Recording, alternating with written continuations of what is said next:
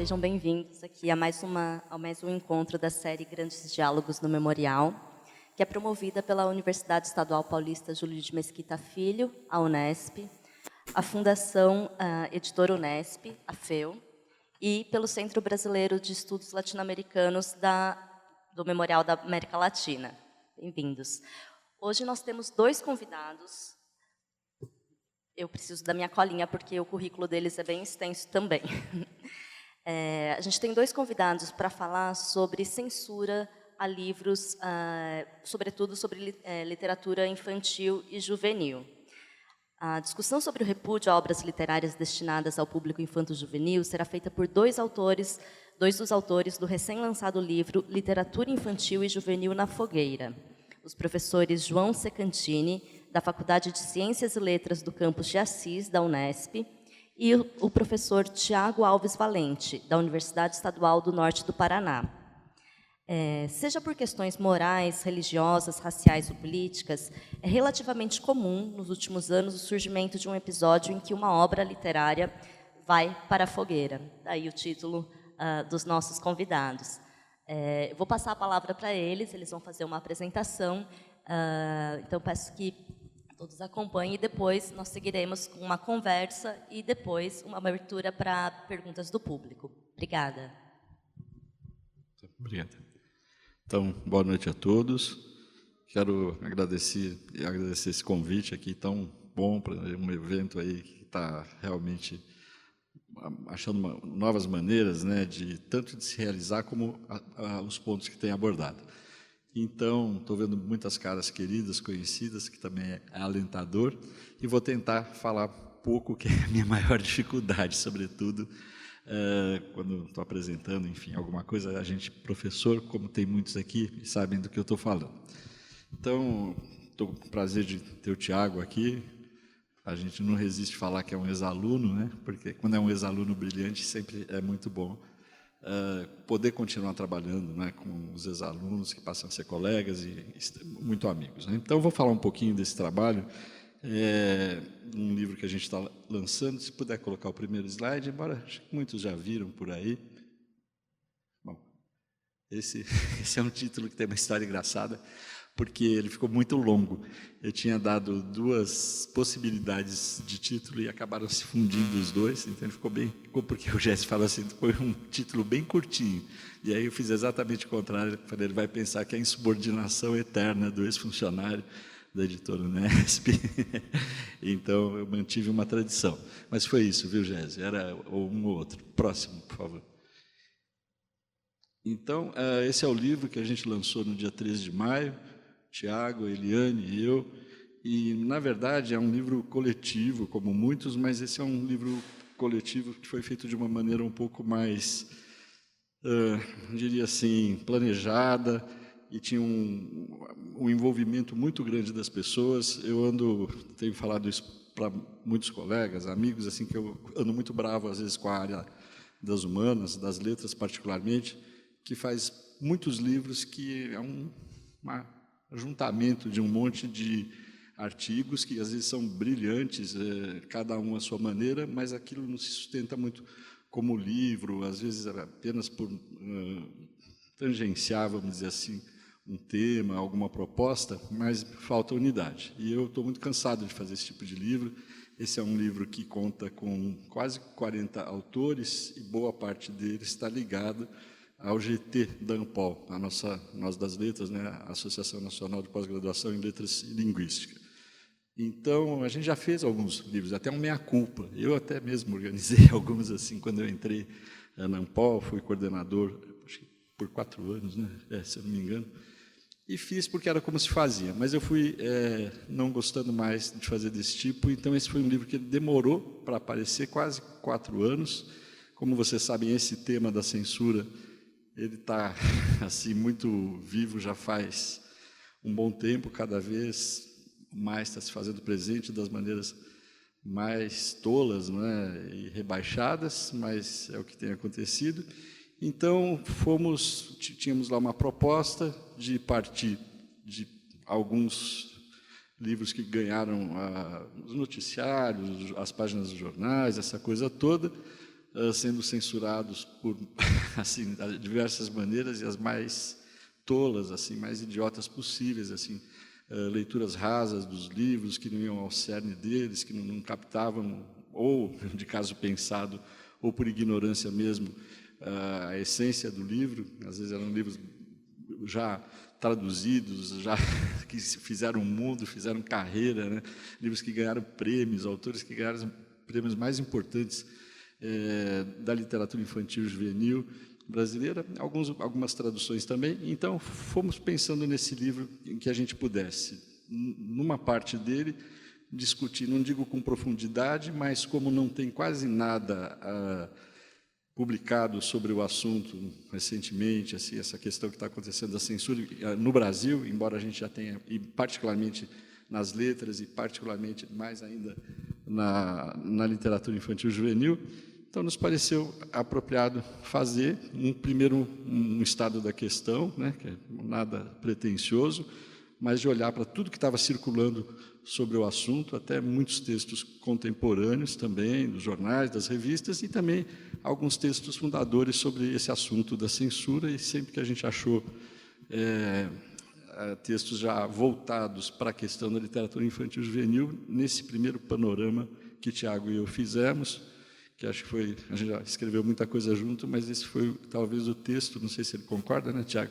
Foi mais gostoso de fazer, porque ele foi realmente a quatro mãos, a gente brigou muito, trocou muito, assim, um reescrevia, o que o outro reescrevia, complementava, achava uma coisa nova, então deu um prazer, e acho que, pelo menos até onde eu estou vendo o que estão falando, e a nossa própria visão, a gente conseguiu fazer esse apanhado, que é despretensioso, né? Nem queríamos também que fosse muito teórico, para o livro ter um alcance grande, e depois, então, aí as obras, os envolvidos, né, o pessoal do GT, pôde escolher a obra que queria trabalhar, cada um envolvido com uma questão, né, que houve algum tipo de censura, o cancelamento, enfim, e aí ainda tem um material que depois acabou entrando no livro, que também foi já nesse movimento de insatisfação, se eu não estiver errando a data, 2019, né, Tiago?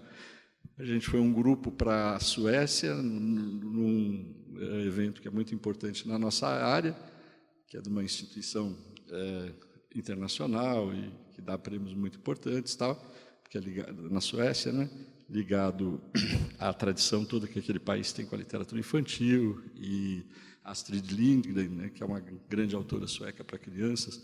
Hoje mesmo, por uma coincidência, vi uma citação de alguém que gostava muito dela. E aí, lá fizemos uma mesa. Marisa Lajolo, ela não pôde ir, mas tinha escrito o paper, ela teve um problema. A Mel Brits, a Isabel Coelho, né, que estão no meio editorial, os editores também estão passando maus bocados, né, porque o que fazer para atender gregos e troianos, né? Então, quer dizer, o editor está convencido que está chegando ali um original bom, etc. e tal, mas já sabe que aquele livro vai dar um monte de problemas, mas não quer abrir mão do livro, das suas convicções estéticas, ideológicas, etc. e tal. Foi o Roger Mello também, né, um dos 3 escritores brasileiros que ganhou o prêmio Anderson, né, o nosso Nobel da literatura infantil, vamos dizer assim. E isso, então, esse material entrou lá, e também uma bibliografia que foi mesmo assim bem exaustiva, assim, do que a gente encontrou, fora aquilo que foi citado nos trabalhos, chegamos a quase 100 indicações. Então, quer dizer, a ideia é um livro que pudesse iniciar alguém que não tem lá ainda muitas informações sobre aquilo e sistematizar um pouco o que estava ali. E aí ficou muito interessante, porque essas questões que aparecem em abstrato nesse apanhado primeiro, depois vão ser muito ilustradas de maneiras diversas, porque são livros de diversas épocas e muitos autores brasileiros, estrangeiros, as polêmicas as mais impensáveis de que eles acabam sendo objeto. Então, isso é para falar do livro. Agora, eu não sei, pelo espírito aqui, estou sentindo, talvez eu tivesse me preparado para fazer alguma coisa mais acadêmica, talvez não digo uma conferência, mas uma palestra, né? Se seria o caso de percorrer todos os slides. Mas eu vou dar uma mostradinha para vocês aí, posso acompanhar aqui, senão eu vou ficar com um torcicolo. E aí, na hora que vocês acharem que está na hora de passar para o Tiago, vocês me falem. porque senão não para de falar.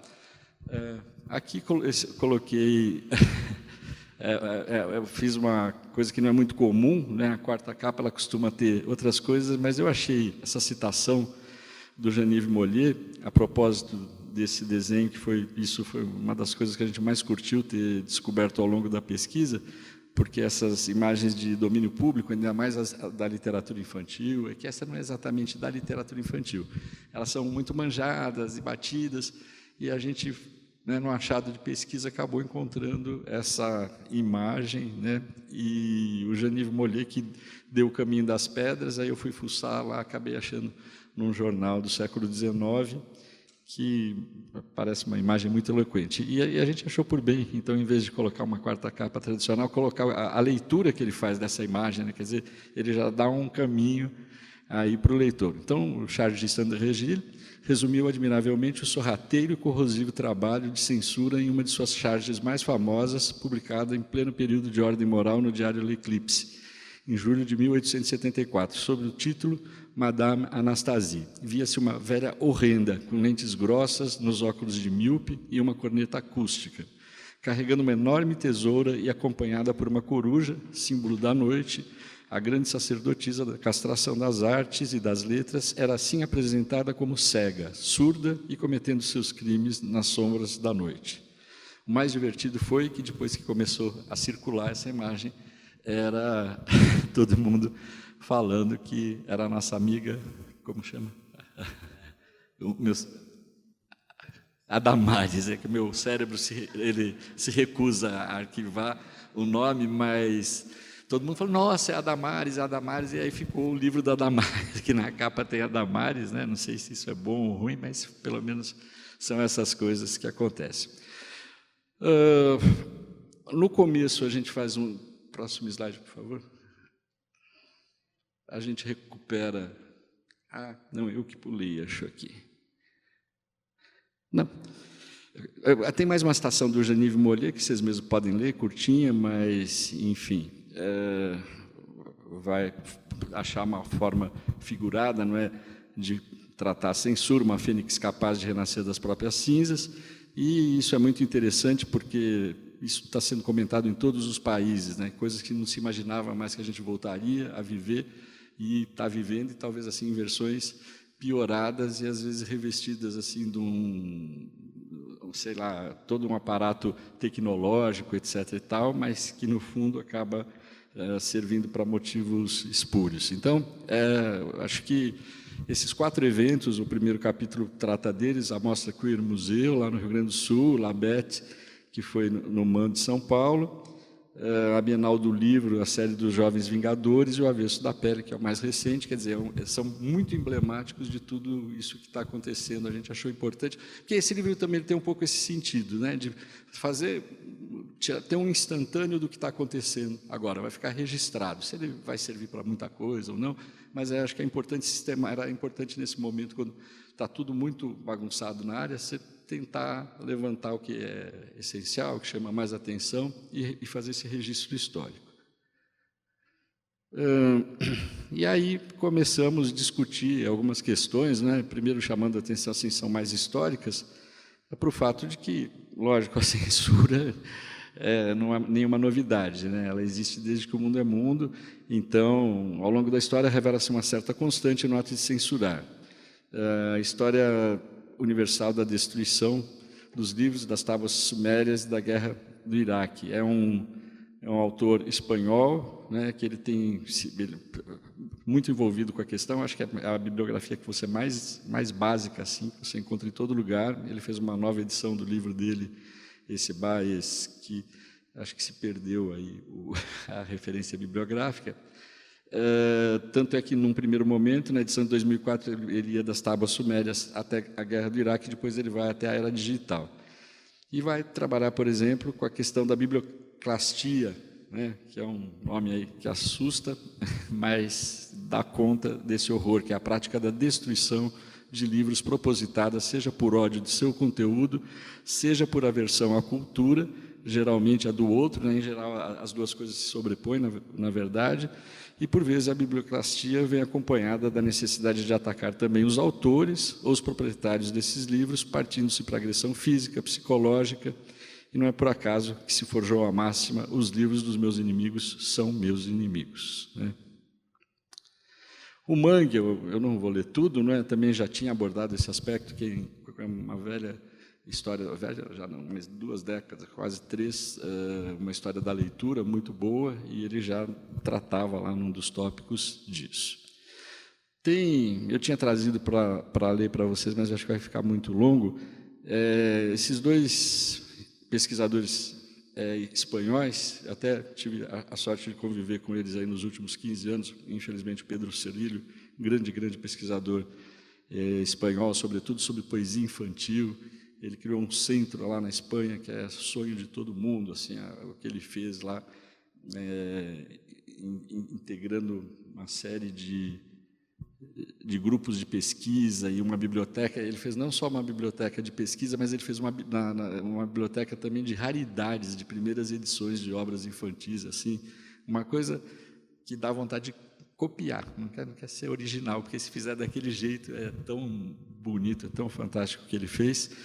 E ele escreveu assim vários textos, inclusive um livro, né, que é esse das censuras de literatura infantil e juvenil no século XX, e convidou 7 países latino-americanos. Nesse caso, não entraram os brasileiros. Não apenas a literatura, né, internacional, mas no Brasil também a gente vai viver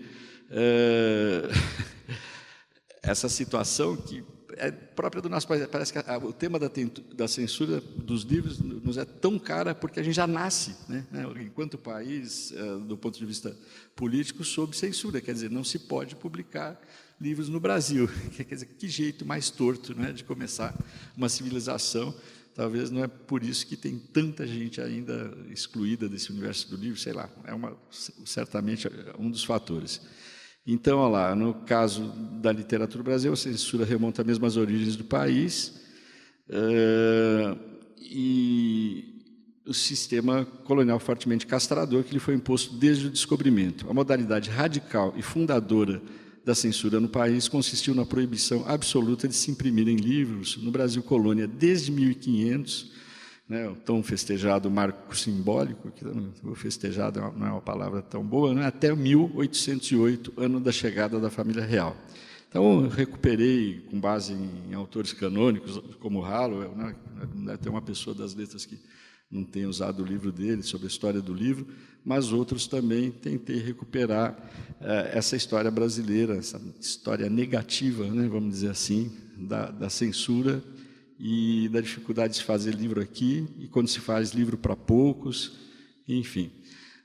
Uma coisa que foi um prazer ter achado, eu nunca tinha visto, e até agora os colegas também dizem que não tinham visto, foi um escritor que sempre foi alvo de todas as censuras, as mais contraditórias, ora por A, ora por B, ora por Z, o Monteiro Lobato, e chegou a um grau, não é, que ele acaba sendo mesmo preso, e eu acabei na pesquisa achando o prontuário do DEOPS dele.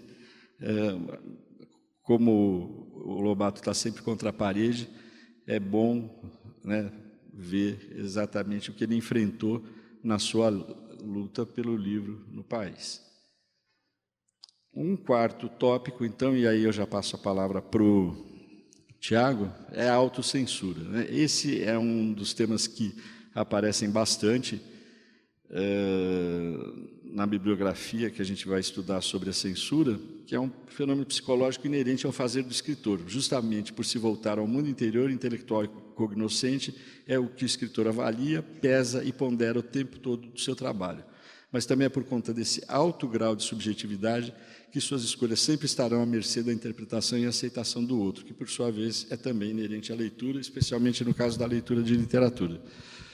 Para nós, da literatura infantil e juvenil, esse é um conceito-chave. Se ele hoje começa a ser mais debatido para a literatura a outra, no nosso caso é a questão de base, porque o impulso sempre do adulto, não é, quando vai escrever, é jogar no livro a sua visão de adulto, e, ao mesmo tempo, está implícita uma certa visão de criança, que vai mudar, lógico, conforme as circunstâncias históricas, a própria natureza do escritor, de como ele vê a criança, etc. e tal. E, em geral, a gente sabe que o fato de você ter um bom ou mau livro infantil, um livro que vai durar séculos, é essa capacidade dele se libertar um pouco dessa autocensura e dessa cristalização que ele fez do que seja uma criança, a mente de uma criança, os seus valores, a sua psique, né, e ousar, e muitas vezes são essas obras que vão durar bastante tempo. Mas é muito curioso, porque hoje a autocensura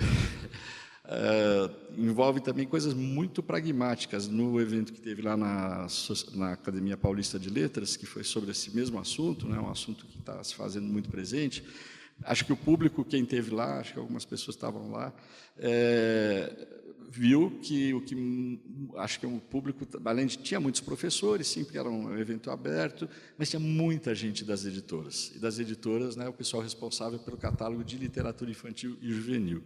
Porque todo o pavor agora já não é mais uma questão de você exercer autocensura, não é, com medo de ferir, sei lá, valores religiosos, políticos, de formação dos pais, etc. e tal, mas é de você comprar um livro que vai ser perseguido, cancelado nas redes, né, por esses grupos todos que fazem espalhafato e pelas questões as mais malucas, né? Então vem um doido lá, enxerga que aquele livro lá tem um menino que é brincalhão e sei lá, e fala algumas palavras mágicas, que ele é um enviado do demônio. Dá-lhe, né, começar a censurar o livro, tirar das escolas, tal, e fica alguma coisa assim que vamos dizer assim, não é explícita, né, mas introjetada por todo mundo. Nossa, é melhor fugir desse tema, é melhor fugir dessa representação de personagem, é melhor fugir dessas palavras, etc. e tal, porque o livro pode ser até bom, é interessante, a criança vai adorar, mas o governo não vai comprar, né, o PNLD não vai comprar. E isso, não só o PNLD, né, mas muitas outras instâncias, e isso é um desastre, né, porque já não bastavam todos os outros impulsos, né, de autocensura que um escritor para crianças e jovens já traz consigo, porque há também temas que, sim, são espinhosos, que podem ser mal conduzidos, e isso aconteceu já muitas vezes na literatura infantil e juvenil, mas, embora também essa ideia do mal conduzido, ela é meio fake, porque tudo depende da época, do caminho que o livro faz. Às vezes um livro que, numa época, é considerado uma aberração, depois ele passa a ser idolatrado. Então, né, quando a gente acompanha a história da literatura de um modo geral e da literatura infantil e juvenil em particular, é muito engraçado, porque é uma contínua montanha-russa, dependendo, às vezes, até do tratamento material que é dado ao livro. Um novo ilustrador pode reviver um livro que era execrado, etc. e tal. Mas quando a gente entrou agora nessa seara de livros na fogueira, que nada pode, tudo é um risco, tudo vai transformar a criança, né, num potencial assassino, sabe-se lá o quê, num tarado ou coisas do gênero, aí fica mais difícil, porque aí o corte começa a ser muito grande, então o escritor já se policia, o editor já fica, mas e se a gente tirasse isso, tirasse aquilo outro? Quer dizer, já era um processo que existia na literatura infantil, sempre existiu, mas agora está chegando a um ponto que daqui a um pouco nós vamos falar sobre a água que sai da torneira, o Tietê que está poluído, né, essas obviedades todas, porque você corta daqui, corta dali, não sobra nada. A gente tenta mostrar isso já a pessoas, escritores, e que também costumam pensar o seu próprio fazer literário e pensar muito a sério, que estão tratando do assunto, sem dúvida nenhuma. É lógico que por outras razões, mas por essa também, que a Ana Maria Machado estava lá na Academia Paulista de Letras, porque ela tem uma peculiaridade que as pessoas às vezes esquecem, né? Que ela, além de ter sua literatura celebrada para as crianças, os prêmios internacionais, hoje ela talvez seja da literatura infantil acho que a mais internacionalizada. Qualquer catálogo que você vai, das várias línguas na Europa, você vai encontrar uma série de títulos dela, essa coisa toda. Mas ela é uma pessoa que publica regularmente, ela deve ter mais ou menos uns 10 livros, uma obra que está muito preocupada em pensar o que é a literatura infantil, em teorizar, né, ler todos os grandes teóricos sobre literatura infantil e ver o que aquilo tem de relação com a produção brasileira, tanto teórica quanto artística. Então, ela tem abordado bastante. A gente cita bastante no livro, porque as ponderações dela sobre a censura são muito argutas, até mesmo pela geração, né? Essa geração que tem 80 anos, isso é uma outra coisa que o livro vai abordar bastante, né? O Brasil viveu nos anos 60, 70, a gente tem uma produção acadêmica já muito grande sobre o livro para adultos, né? E aí ela chama a atenção, a Ruth Rocha, que é a comadre dela, e meio cunhada, e a Ana Maria Machado, é um paradoxo, que enquanto a censura, né, pegava fogo lá para o lado da literatura adulta, e corta daqui, enche a paciência dali, reprime de lá, dormiram no ponto, e elas e mais alguns outros autores ficaram tratando de temas assim absolutamente politizados, tabu, etc. E ninguém falou nada, né? Nunca um livro infantil, nos anos final dos 60, 70, foi perseguido. E a grande ironia é que estão sendo perseguidos agora, esses livros, ou outros que não têm nada a ver. Mas isso não é um ponto ali na curva que merece uma atenção. E ela tem refletido sobre isso e tal. Bom, passar a palavra para o Tiago, senão não sobra. Boa noite a todos. Um momento bastante especial para mim estar aqui para falar de um livro como este, sobre a censura, mas é especial também porque o bom de estar ao lado do ex e sempre orientador, que a gente pode ser breve, né? Porque ele já falou 1000 coisas de modo com tanta propriedade que o que falarei eu, né, do livro. Mas brincadeira à parte, é especial também porque é um evento organizado aqui com a Editora Unesp, tanto pelo carinho que eu tenho pelas pessoas da Editora Unesp, quanto pela editora, e quanto pelo fato que eu quero comentar brevemente, né, do que tenho feito, que tem muito a ver com o contexto do nosso livro. Eu sou professor de uma universidade do norte do Paraná, uma universidade bastante nova, que muitos professores, aliás, formados no Unesp de Assis. Digamos que o Unesp de Assis é o grande celeiro que forma professores no Paraná há muito tempo.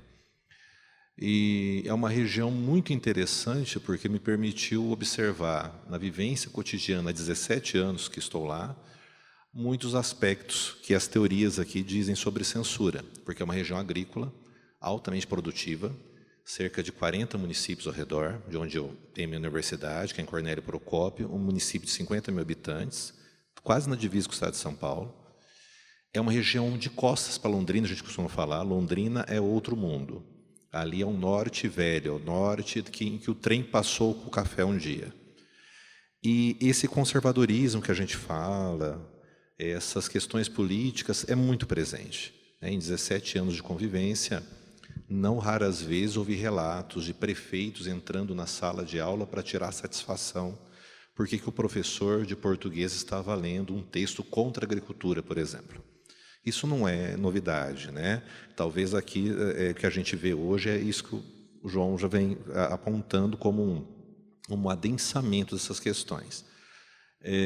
Então, o que eu gostaria de comentar, aí partindo da minha experiência, e como isso, né, esse livro foi especial escrever, né, com o meu ex-orientador, que é inegável que a bagagem que ele trouxe, as leituras dos especialistas em língua francesa e língua inglesa, fez um diferencial enorme para mim, para a professora Eliane, porque nós passamos a perceber a dialética entre o local e o internacional, né? Como aquilo que a gente, às vezes, pelo menos eu, via até com os olhos, de modo muito parcial em relação à sociedade americana, no que diz respeito à censura, né, aos estadunidenses. De repente a gente percebe que não é tão longe assim, né? O que está acontecendo aqui já acontecia de outro modo, mas acontece algo. Eu só vou pedir, só quero esse slide, tá, Maria Vitória? Obrigado. Que eu estou chamando de pedagogia ao estético, mas eu coloco uma pedagogia aqui para a provocação, né, da conversa, e pegando o gancho em que o João acabou de dizer, uma pedagogia da destruição. Isso eu acho que foi um aprendizado quando a gente terminou o livro. Há em curso uma pedagogia de como destruir livros. Então, aquilo que a gente via acontecendo de um modo muito primário, primitivo, grosseiro, tosco, que era, por exemplo, quando eu ocupei um cargo lá de gestão na minha universidade, eu tinha um vereador que entrava em contato comigo porque queria que assinasse tais e tais coisas, nesse nível, assim, né, de ligar e dizer, eu não serei mais seu amigo se você não fizer isso, nem era meu amigo, aliás. Esse tipo de coisa, né, muito paradigmática de um Brasil atrasado, dá a impressão que a censura estava ali. Mas quando começam youtubers a cancelar obras, quando aprendem nas redes que é possível falar mal de livros, que jogar livro no lixo dá Ibope, que é literalmente cancelar, que rasgar obra é interessante, e muitas vezes aprendendo práticas com grupos, com causas legítimas. Em momento algum no livro nós dissemos que as causas não são legítimas. Porém, a gente sabe que a censura nunca vem com a figura do demônio, né? Ela sempre vem vestida de anjo, né? Sempre há uma boa razão para se censurar, sempre é do bem. Então, agora o que a gente vê, que acho, depois que a gente lê o livro todo, né, várias vezes e percebe o que está escrito, fica para nós que essas pessoas que antes ligavam, gritavam no seu grupo, também aprenderam como destruir livros, aprenderam como chegar nas editoras, de algum modo, fazer pressão pública. E a rede foi um grande campo para isso, né? Um aprendizado da destruição. Como que a gente consegue, tendo liberdade democrática, a princípio, impedir, cancelar, fazer o expurgo de determinados textos, sem ter que enfrentar uma pessoa cara a cara, né? Que mecanismos a gente ativa para isso? Então fica, né, para mim, né, depois de tudo que o João colocou de maneira uma síntese tão brilhante, eu tenho certeza que vocês querem ouvi-lo falar mais, por não os slides, fica inegável que não dá para a gente imaginar que isso vai retroceder, né? Não estou sendo pessimista, só acho que seria ingênuo imaginar que isso vai retroceder. Tudo indica que há um aprendizado de como destruir. E aí teremos que certamente ter movimentos, como estamos fazendo hoje, de tentar evitar a destruição. Acho que é por aí o caminho. É só isso, porque entendo que as perguntas, né, o nosso tempo, dá para a gente conversar um pouco. Obrigado. Eu provavelmente roubei o tempo dele, que eu faço isso com todo mundo, eu faço minha culpa.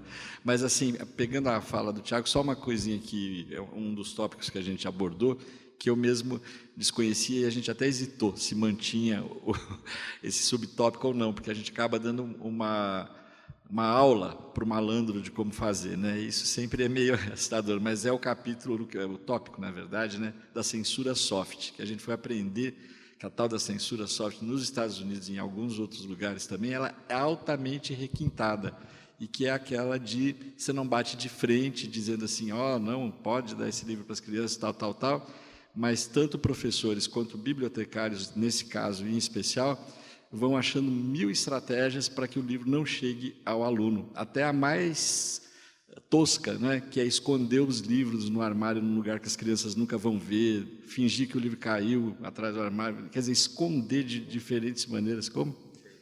Perdeu, ou não, tem uma fila muito grande. Então, quer dizer, vai achando maneiras para o leitor que está ávido para conhecer aquele livro, porque, né, o diz que nada melhor para querer ler um livro é alguém, né, da mesma faixa etária, do mesmo grupo, fala, lê que esse é quente. Mas aí você vai ter todo um movimento da escola e de outras instâncias também, para, sem fazer muito alarde, porque sabe que vai dar problema, mas de não deixar o livro chegar na mão do leitor. Sabotagem mesmo, mas assim, muito premeditada, sabendo muito bem o que está fazendo, escolhendo o leitor, né? Então, obrigada, agora é com você. Eu vou fazer uma pergunta agora, pegando por esse caso que o senhor estava comentando.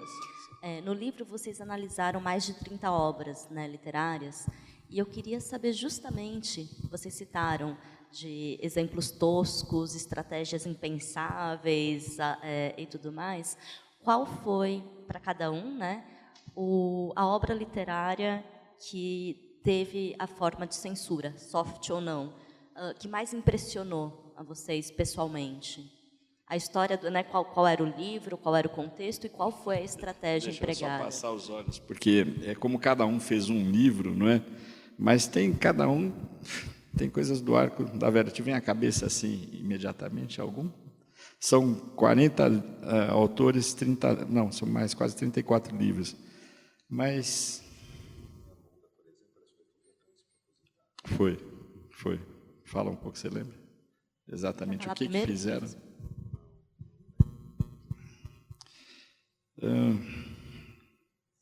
É que a gente vê coisas bárbaras, então a memória prefere esquecer. Mas, de qualquer forma, O Menino que Espiava para Dentro, da Ana Maria Machado, esse eu acho assim, chegou às raias da loucura, até onde vai a imaginação de uma pessoa assim.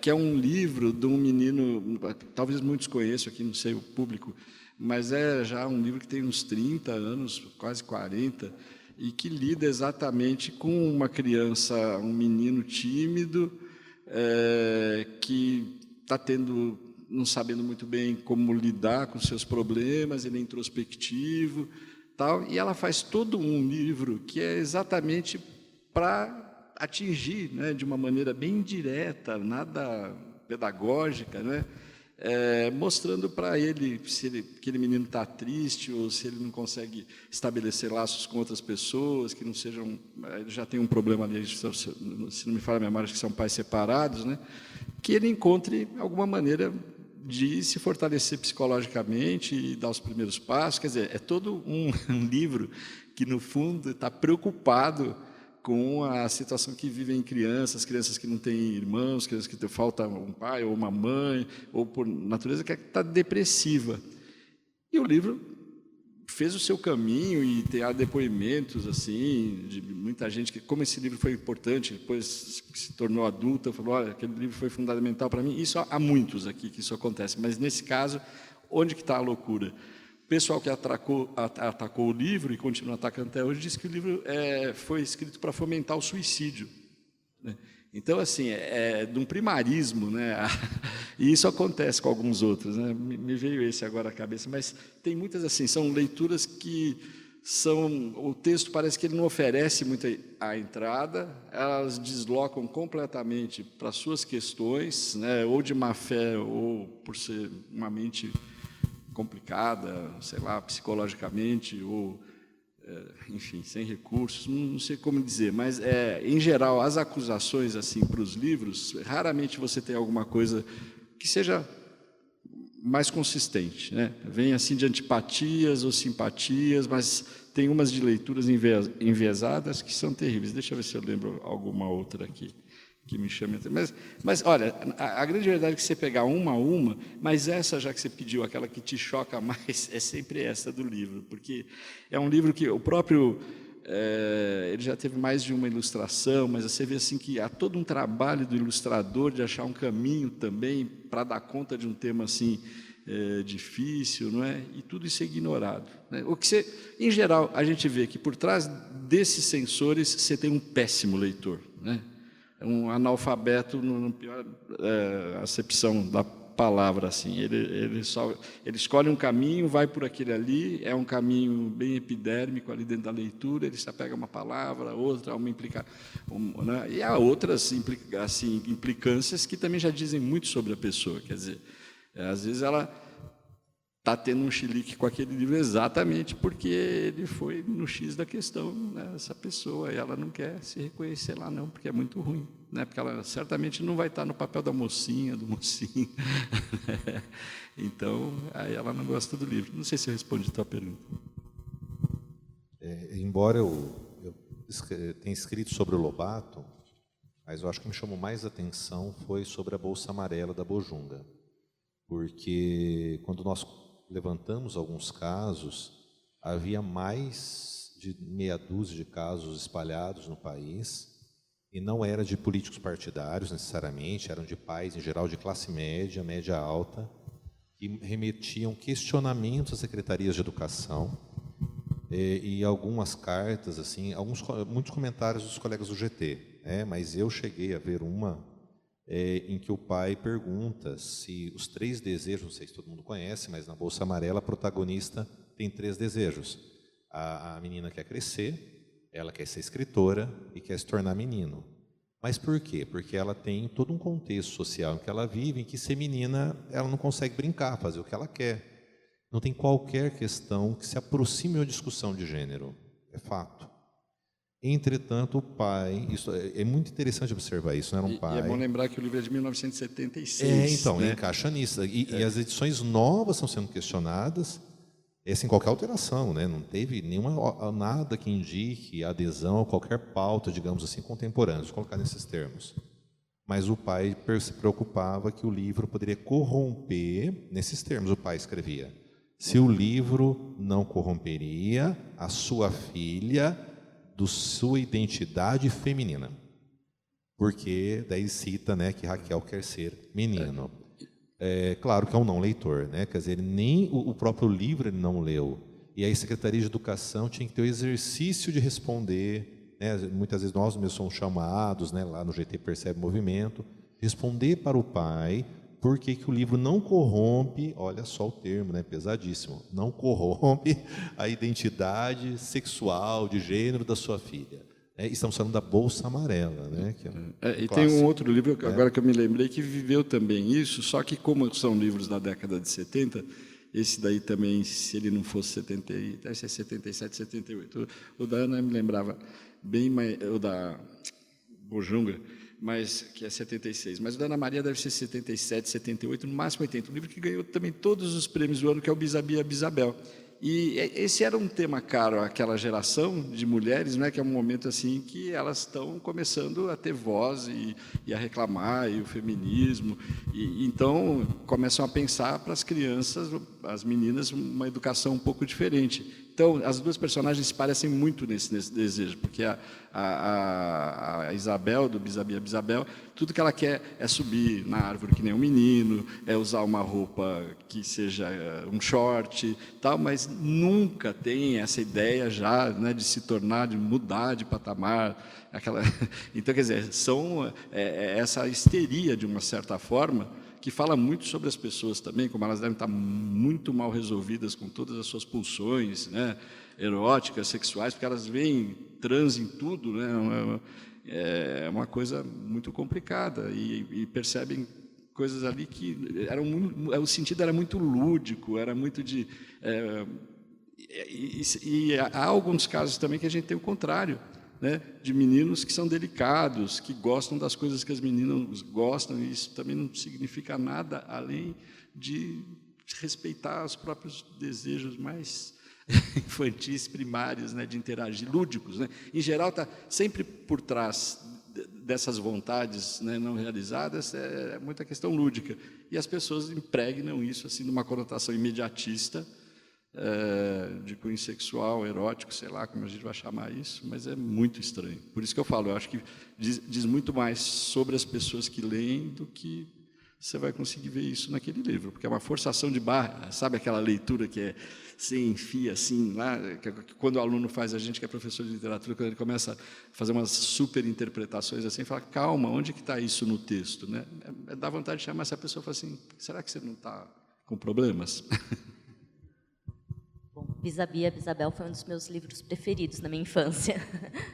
E eu queria aproveitar e perguntar sobre se durante as pesquisas, ao longo dos anos de pesquisas que vocês realizaram, né, e que culminaram no livro, se é possível identificar o que é singular na censura à literatura infanto-juvenil e à literatura em geral, né? Se tem alguma coisa que é mais forte ou mais... talvez intenso, que desperte mais discussões calorosas, no caso da literatura infantil e juvenil? É uma bela de uma questão. Eu acho que passa, assim, vamos dizer, a crítica que se faz é muito mais rasa, né? Porque, assim, acho que é própria do gênero, né? Então, a literatura infantil juvenil, ela é subestimada por Deus e todo mundo. Então, já que ela não vale nada mesmo, qualquer um se acha no direito também de virar um grande expert que deve falar, corta, tira, tal. E já na adulta ele vai ter que brigar com um peixe grande, né? Os críticos, enfim, você tem todo um aparato, né? Eu talvez veria um pouco por aí, não sei, Tiago, o que você pensa? Eu acho que é mais na operação, né? Eu acho que isso que a gente está sentindo mais nas escolas. Porque a outra literatura, de algum modo, ela é dispersa, né? Você tem que enfrentar o peixe grande, o escritor, a editora, vir para a mídia. Mas eu entendo que na infantil juvenil há um local propício para o enfrentamento. E enfrentamento de atores que sequer têm condições, muitas vezes, de se defender. Eu acho que isso é muito importante eu te lembrar, né? A agressão sofrida pelos professores. São muitos casos que estão se tornando comuns. É não só enfrentamento verbal, mas com ameaças de judicialização, inclusive. Porque o pai raramente chega na direção, né? Ele chega no professor. Professor, como que o senhor deu um livro que fala de suicídio para o meu filho? Como que o senhor deu um livro, né? Isso tem se tornado assim, uma prática, né? E eu acho que isso é uma diferença. Eu estava pensando numa... Muito boa a sua pergunta. Agora, na segunda edição, a gente já vai tentar incorporar um tópico, né? Não, porque realmente é bem interessante o que você pergunta. Eu estava me perguntando se também não diz respeito ao fato de que a literatura infantil e juvenil, vamos dizer assim, a vertente realista é menor, né? E já tem uma associação mais imediata que está no campo da literatura infantil e juvenil menos, mas até na juvenil também hoje, né, que é muito grande, se expandiu bastante, você pode sonhar mais, você pode lidar com absurdos, você pode falar um monte, né, de liberdades que você tem, que ela fica mais, no fundo, literária, mais plurissignificativa, mais simbólica. Então, tem um espaço também para os malucos de plantão se esbaldarem, né? E já na literatura mais realista, pelo menos a vertente realista para adultos, talvez você tenha menos isso. Isso é uma hipótese. Você levantou uma boa pergunta para a gente ir pensando aí.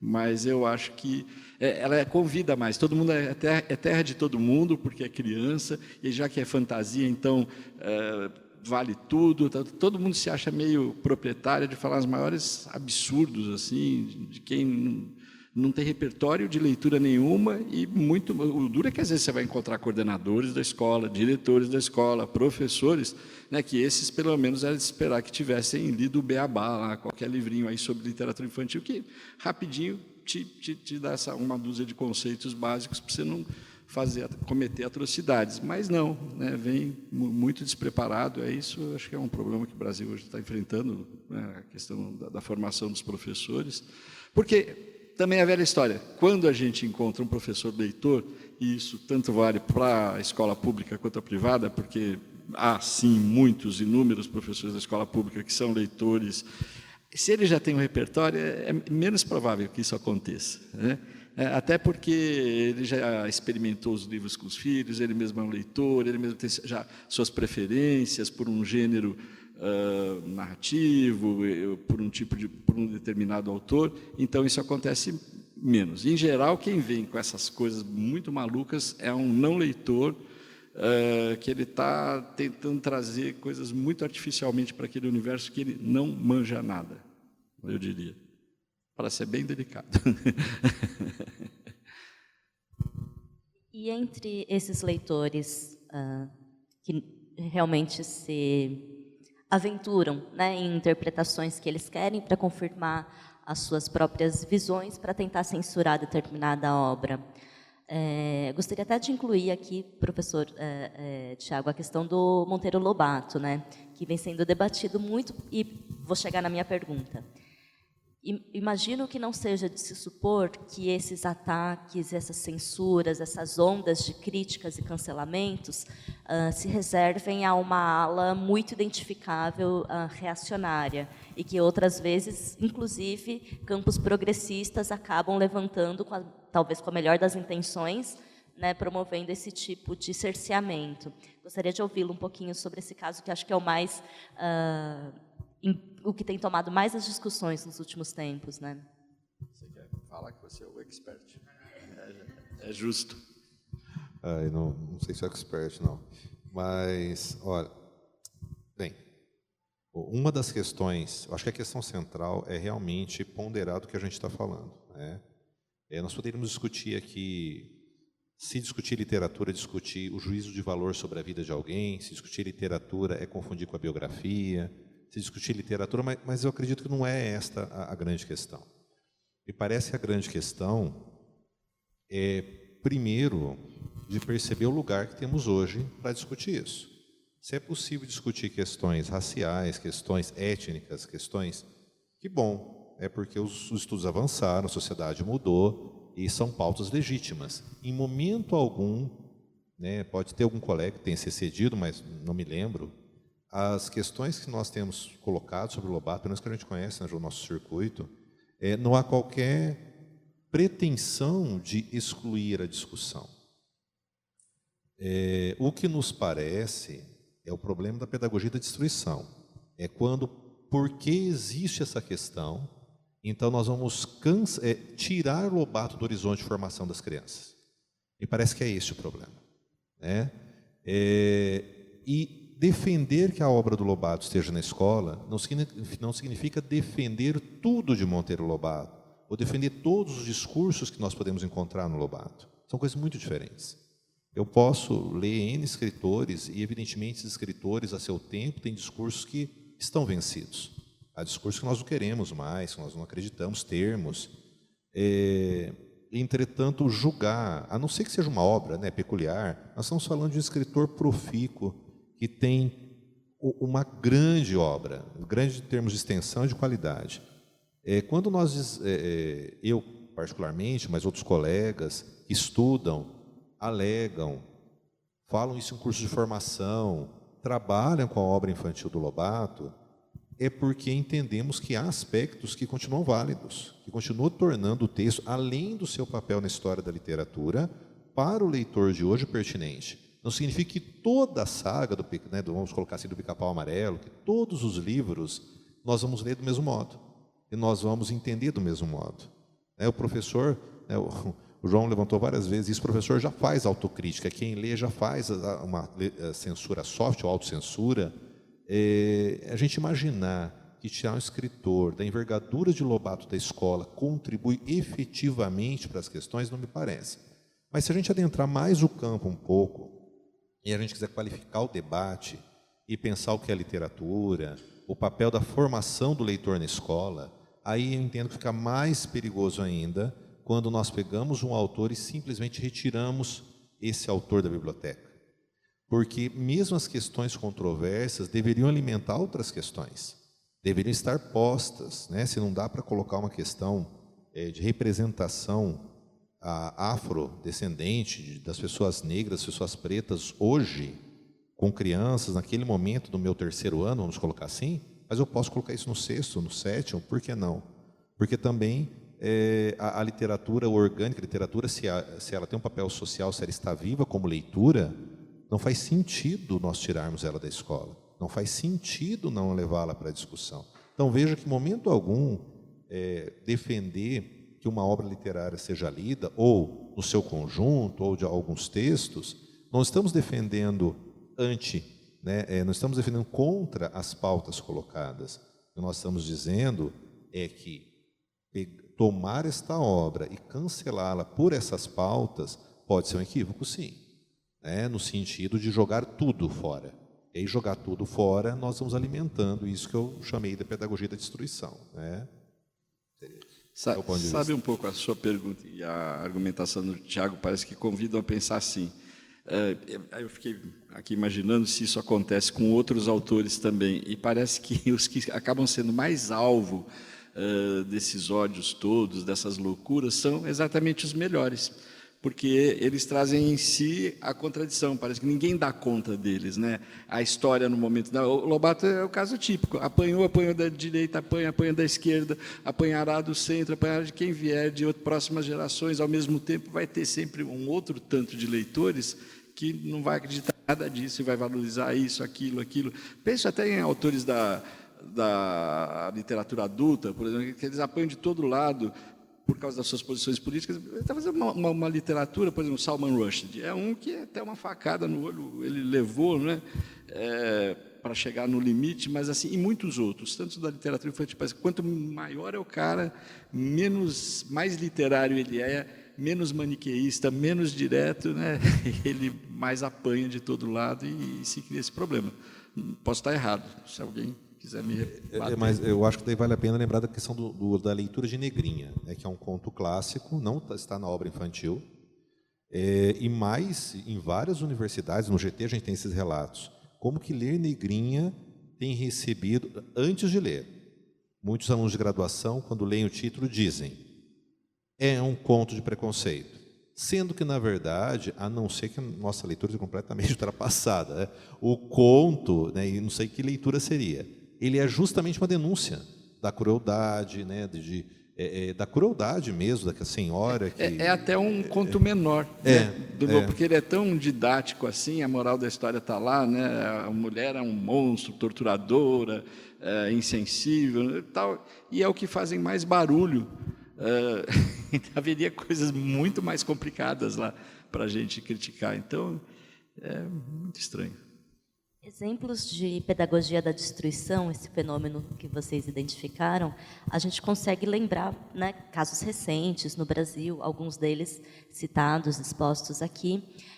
Esse é um mecanismo, um fenômeno que vocês identificaram também em obras no exterior, esse flagrante de uma pedagogia de destruição? Sim, foi isso. Foi até eu conhecia assim en passant, mas aí quando você vai, né, de uma maneira mais sistemática levantando, por exemplo, a França, né, que no nosso imaginário é a França dos leitores, tal.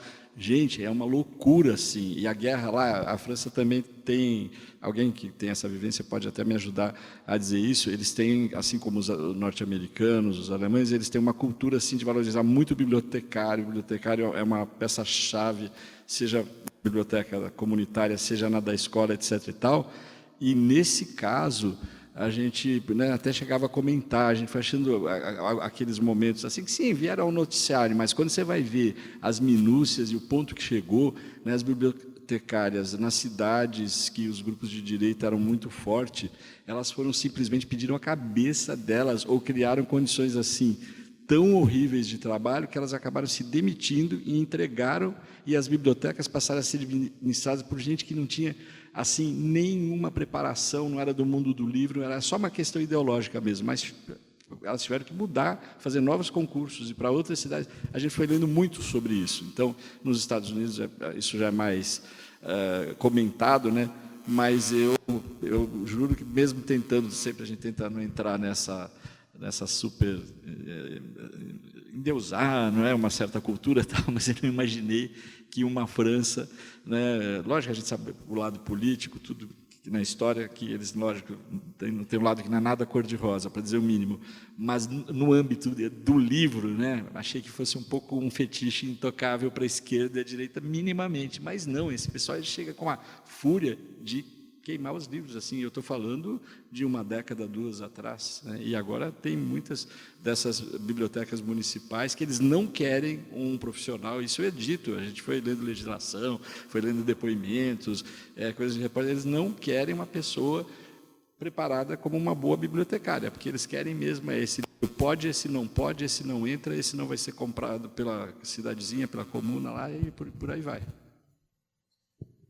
Então, né, no caso dos Estados Unidos, pelo menos a bibliografia mais recente que nós pegamos, né, dos livros, de um evento de 2000, entre 18 e 19, que ia vários professores no evento falando sobre censura, o que me surpreendeu de fato é a aceitação hoje de que as escolas tenham comitês de pais para discutir se o livro entra ou não entra. Isso é né? Então, assim, regularmente, né? Que isso tem se espalhado e entende-se que para o bem da democracia americana, isso, né, os professores diziam isso no evento, para o bem da democracia americana é melhor que assim seja.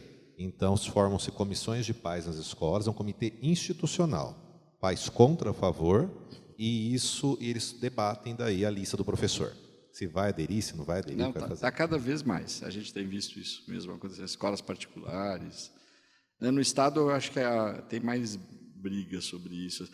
Agora, também tem um outro lado que é muito triste, né? Eu acho que se tivesse que discutir o grande problema hoje, né, da leitura da literatura infantil e juvenil no Brasil, podia passar a deixar batido assim, porque chegar nesse nível já é um luxo assim de discutir, leia isso, mas não leia aquilo e tal, eu já estaria muito feliz, porque o problema maior mesmo é que eu tenho, desde que eu me aposentei, tenho feito, já fazia muito com as professoras, mas, lógico, quando eu estava na ativa, todos os projetos que eu montava com escola, etc. e tal, era um caminho natural que me chamavam, ou eu mesmo ia, tal, no pessoal que queria fazer a escola ler mais, que queria, as professoras queriam aprender mais como, né, formar o leitor, essa coisa toda, tinha toda uma mobilização já.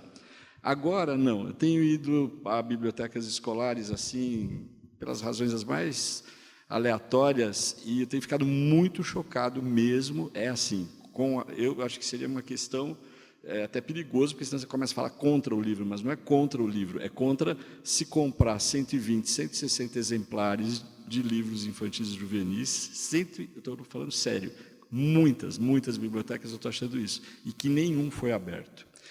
Tem, desde o caso em que eles ainda estão no celofane, o pacote de 20, lá tudo empilhado, em geral, é um quartinho de despejo, de limpeza, um sótão, uma coisa mais... Mas assim, gente, é muito livro, é muito. Eu adoro fazer o cálculo, aqui tem 12 mil livros, aqui tem 12 mil livros, uma biblioteca de periferia, só que desses 12 mil livros, eu falo para vocês, acho que está tudo sendo gravado, eu vou ter grandes problemas, mas eu acho que você corre o risco de ter 80% que nunca foi aberto, que não estou nem dizendo lido, não estou falando lido, né? Porque o lido também a gente sabe avaliar se ele foi manuseado, etc., sequer aberto, ele está no celofane lá. Isso está acontecendo demais. Aí, estou fazendo um discurso contra o livro, que o governo não deve comprar livros, não, de jeito nenhum, mas tem que achar critérios, porque é uma coisa muito louca que está acontecendo. Você tem visto isso também, né, Tiago? Eu não sei se no Paraná é assim, mas em São Paulo, porque recebe os livros da prefeitura, os livros do nível estadual e os livros do MEC, né? Então, não há, assim, conversa nenhuma sobre... Não tem, a verdade é assim, a gente estava falando da biblioteca lá dos franceses, dos americanos, que eles brigam, né, esquerda e direita. Se a gente tivesse alguém brigando pela esquerda e pela direita, já era um lucro, porque, no fundo, a gente não tem bibliotecária nenhuma. A gente tem, com muita sorte, assim, uma ou outra escola ainda tem um resquício, tal, né? Porque nem na carreira, me parece, que não tem exatamente lugar. Mas, em geral, você tem uma pessoa de boa vontade, ou que tem um problema físico, isso é muito comum. Às vezes é físico, assim, não tem mobilidade, esse tipo de coisa, que ainda essas, às vezes, se gostam de ler, fazem um trabalho maravilhoso. Mas tem muitas com problemas mentais muito graves, assim, pessoas que têm... como? Os readaptados, mas, assim, com problemas... nem vou falar muito... Então, agora, quer dizer, essa é a pessoa que deve fazer a mediação dos livros para as nossas crianças. Quer dizer, não faz... E a gente acha até bom, então, que não faça, porque se está nessa condição, melhor que não faça. Mas, assim, para vocês verem, tem um buraco aí que não se resolve. Isso, eu entrei na carreira há 40 anos atrás, tal, já era assim, a biblioteca escolar típica. E agora, mas eu acho que agora mais...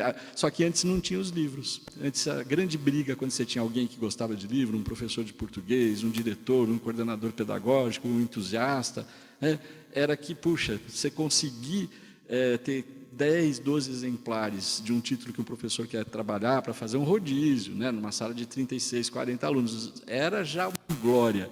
Hoje, imagina, isso não é problema de jeito nenhum, e há mesmo até verbas para comprar. O problema é que assim, ninguém quer fazer isso, né? Lógico que tem um monte de honrosas exceções, mas estou falando assim, com muita recorrência, porque aí é um dado material, não é que eu estou assim, o Secantini está distorcendo as coisas, estou falando dados concretos. Eu encontro toneladas de livros não manuseados, que nunca foram abertos.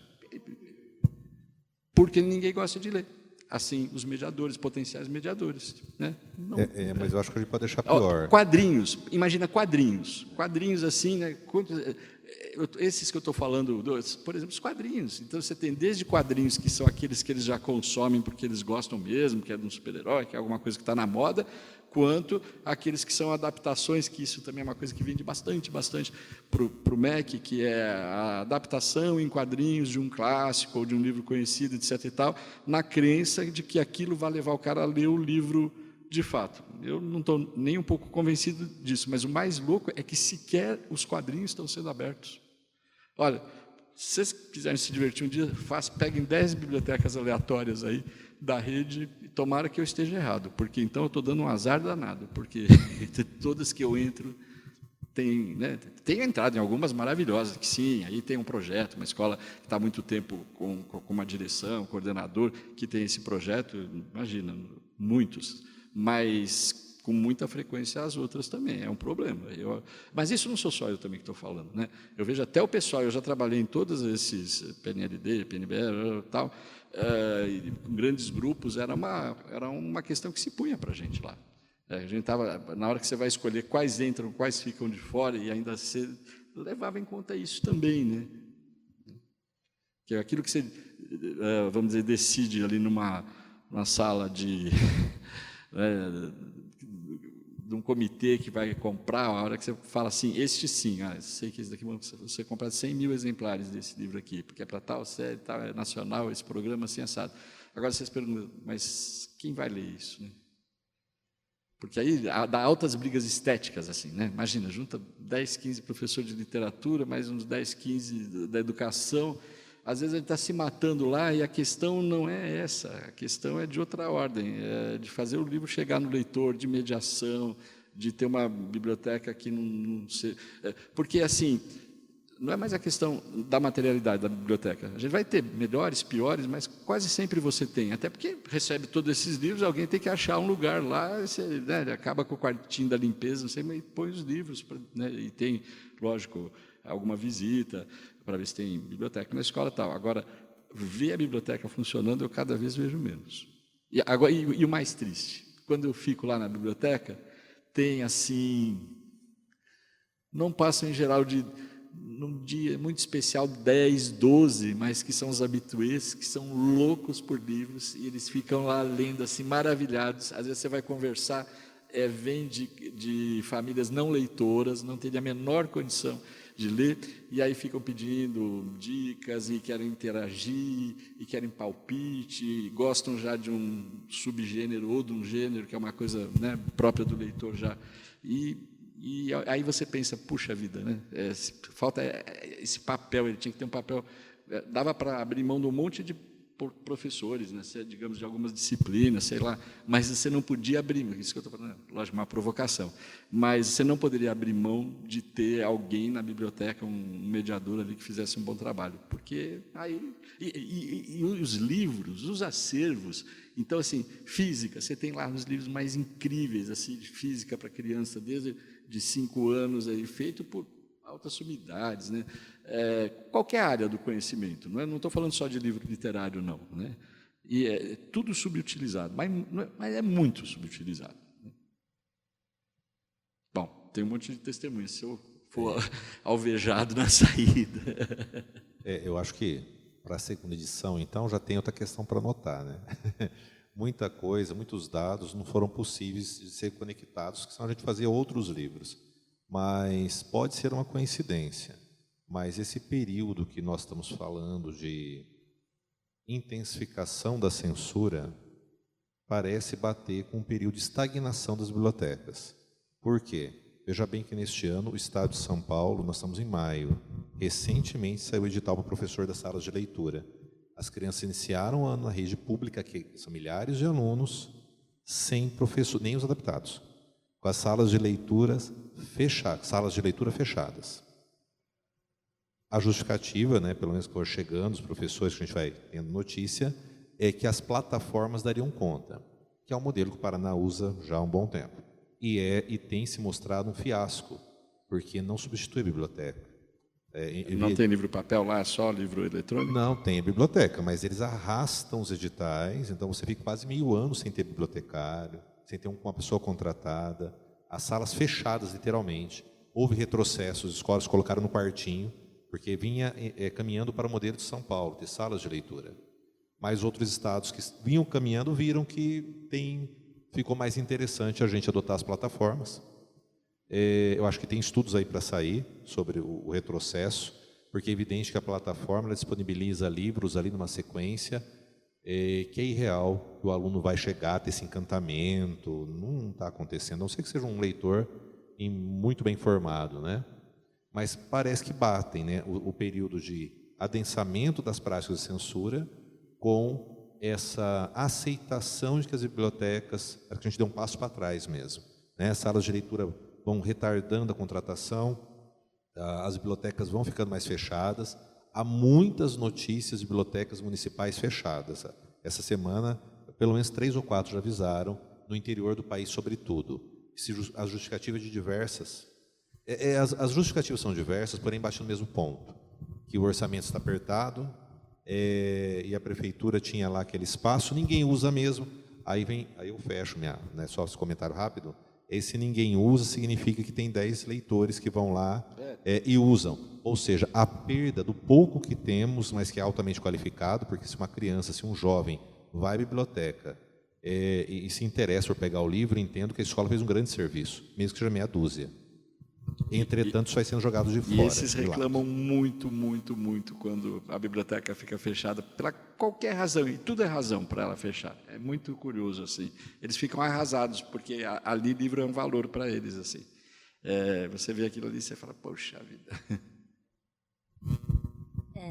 Gostaria agora de abrir para perguntas da plateia. Eu vou pedir... Eu vou passar o microfone, eu gostaria que o senhor se apresentasse e fizesse, então, sua pergunta.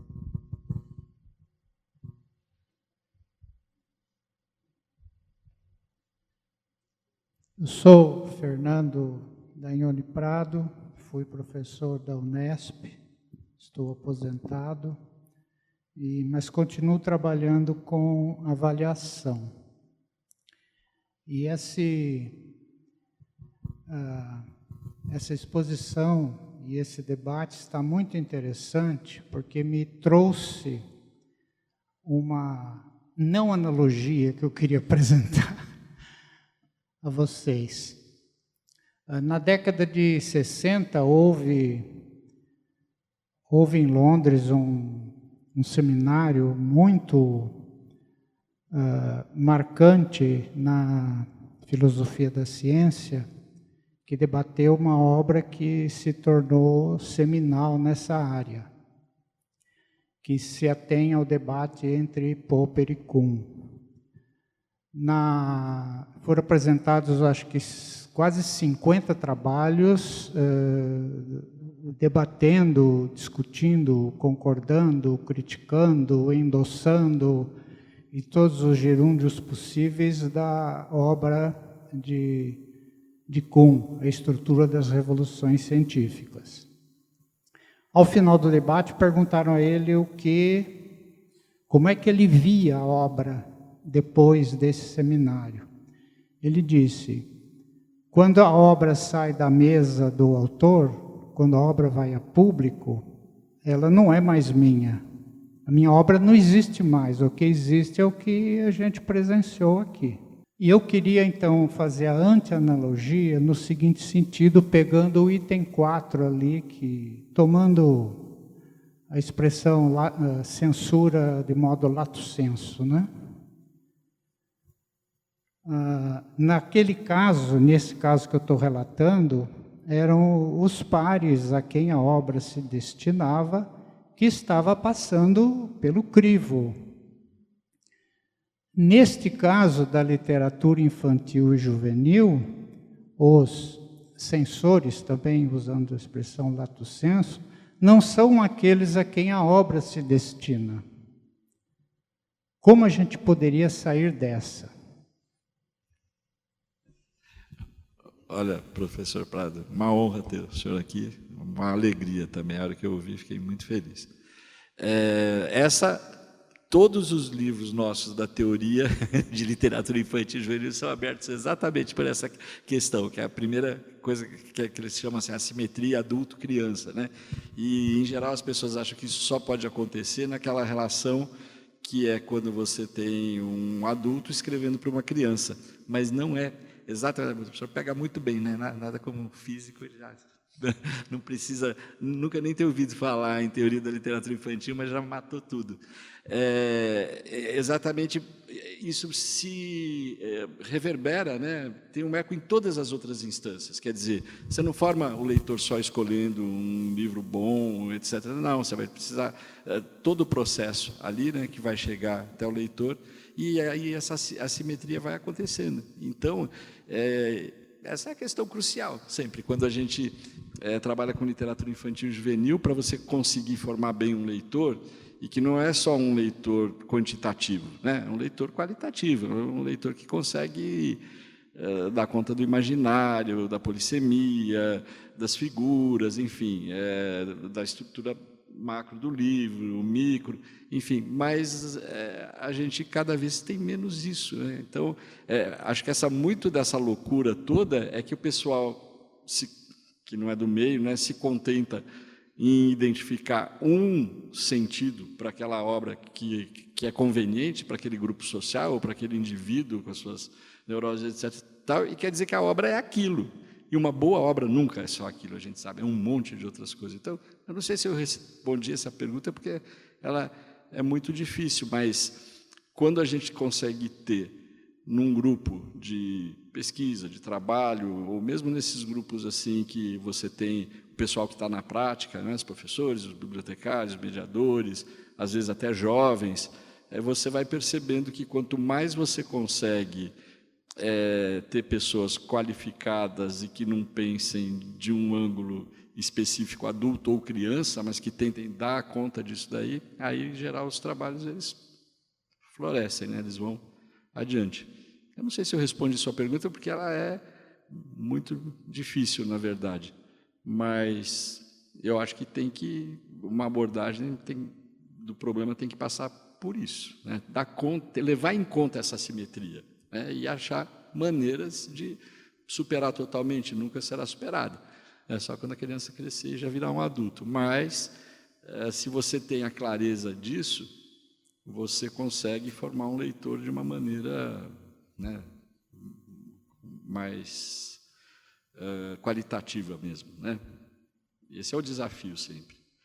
E também, porque se isso acontecer, você também vai ser mais capaz de lidar com todas essas diferenças de leitores que você tem numa sala de aula, né? Porque é impossível você fazer um bom trabalho com leitura e literatura se você não levar isso profundamente em conta, porque não dá para todo mundo gostar e usar apenas um modelo, um livro, etc. Isso não funciona. É lógico que você pode usar alguns livros assim que são um tratamento de choque, né? Eles entram para romper com as convicções de todo mundo, né? Com aquilo que ele já vinha, com aquela história de leitor que ele tinha na cabeça. Mas, se você fizer isso sempre, um monte de gente vai tomar horror da literatura e da leitura, se você vier só com esses livros de ruptura. Mas também você não pode levar esse pessoal que já gosta mais de ler e tem uma ligação mais forte com a literatura, também para um patamar só para atender todo o resto dos leitores. Então, é um jogo ali, né? Uma tensão contínua, porque quando você tem 30, 40 leitores numa sala, você tem que partir do princípio que eles são profundamente diferentes, têm histórias de leitura totalmente diferentes, têm histórias de família, de tudo, sociais, e onde que entra essa formação do leitor ali, né? O que você vai fazer? Não sei se eu respondi, talvez o Tiago... Eu vou pegar assim, a questão do conjunto, né, da atuação, porque é um mediador de leitura, com certeza, que faz a diferença. Nesse complexo todo, se a gente pode atingir alguém, fazer alguma coisa, está na mediação. Mas aí precisa dessa formação toda que você levantou, da questão do coordenador, do professor. Há uma questão de formação pedagógica que precisa ser intensificada, porque a nossa percepção é que quando uma escola tem um trajeto, né, pensando lá no pró-leitura, nos relatos, né, dos anos 80, 90, pensando hoje no que nos produz de pesquisa, que quando a experiência é feita com a escola, e tem uma trajetória, aí essas questões talvez mais grosseiras, né, da censura, essas concepções mais primárias, elas vão caindo, elas vão cedendo. Então o professor já não vê tanto perigo na literatura, porque ele sabe como trabalhar, aprende a ler literatura. Mas é um processo longo, né, João? É diferente, né, de você rebater uma conotação, né? É toda uma construção, né?